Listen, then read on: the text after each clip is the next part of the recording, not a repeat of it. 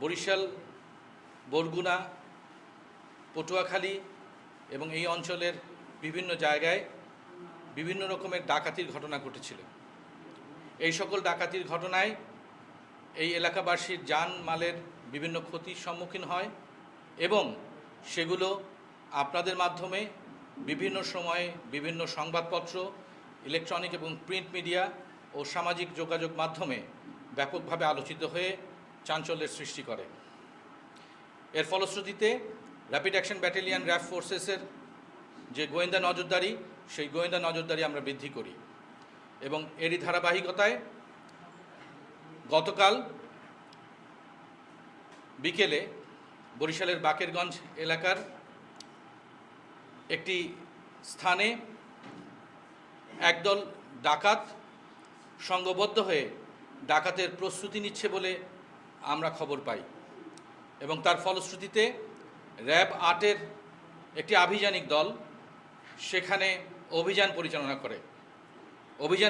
করে বরিশালের বাকেরগঞ্জ থানার ওই অঞ্চল মহেশপুর অঞ্চল থেকে ৩ জন ডাকাতকে আমরা গ্রেফতার করতে সমর্থ হই। সেই ডাকাত ৩ জন হচ্ছেন আব্দুল হাকিম, আব্দুর রহিম হাওলাদার এবং মিজান চৌকিদার। আব্দুল হাকিম, যিনি প্রায় ২০ বছর ধরে বিভিন্ন ডাকাতির সাথে সম্পৃক্ত ছিল এবং তার বসত ঘরের নিচ থেকে মাটি খুঁড়ে বিভিন্ন ধরনের ডাকাতির সরঞ্জাম, প্রায় ১৬ ধরনের ডাকাতির সরঞ্জাম আমরা উদ্ধার করতে সমর্থ হই। এর মধ্যে খেলনা পিস্তল, ছুরি, চাকু, দা, রেঞ্জ, শাবল এবং অন্যান্য আরও অনেক ধরনের ডাকাতির সরঞ্জাম ছিল। গ্রেফতারকৃতদের জিজ্ঞাসাবাদের পর আমরা জানতে পারি যে এই আব্দুল হাকিম দীর্ঘদিন ধরে ডাকাতির পেশায় নিয়োজিত এবং তারই সহকারী আরেকটি দল যারা অভিযান পরিচালনার সময় র্যাবের উপস্থিতি টের পেয়ে পালিয়ে গিয়েছিল, তাদের খবর আমরা পাই এবং তাদেরকে ধরার জন্য আমরা অভিযান পরিচালনা করি এবং র্যাব ১০-এর ঢাকার কেরানীগঞ্জের আরেকটি দল ধলেশ্বরীর টোল প্লাজা থেকে এই গ্রুপেরই আরও ৫ জন সদস্য তাদেরকে গ্রেফতার করতে সমর্থ হয়।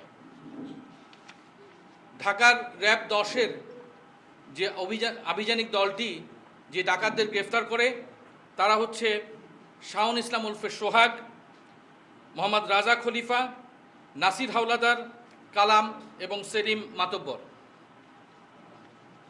আটককৃত এই ৮ জন ডাকাতি মূলত বরিশাল এবং তার পার্শ্ববর্তী অঞ্চল বিভিন্ন অঞ্চলের অধিবাসী। তারা দীর্ঘদিন ধরে নিজেরা বিভিন্ন অঞ্চলে ডাকাতি পরিচালনা করে আসছিল। শুধু বরিশাল বিভাগের বিভিন্ন জেলায় নয়, বরঞ্চ ঢাকা, মুন্সিগঞ্জ, কেরানীগঞ্জ ইত্যাদি এলাকাতেও তারা বিভিন্ন সময় ডাকাতি কার্যক্রম করেছে। এদের প্রত্যেকের নামে একাধিক মামলা রয়েছে। আপনারা জেনে আশ্চর্য হবেন যে এই আব্দুল হাকিম অথবা হাইক্কা ডাকাত, তার বিরুদ্ধে 10টি ডাকাতি মামলা আছে এবং অন্যান্য সোহাগের নামে 8টি এবং অন্যান্য আরও যাদেরকে আমরা ধরেছি তাদের প্রত্যেকের নামেই একাধিক ডাকাতি এবং অস্ত্র মামলা রয়েছে।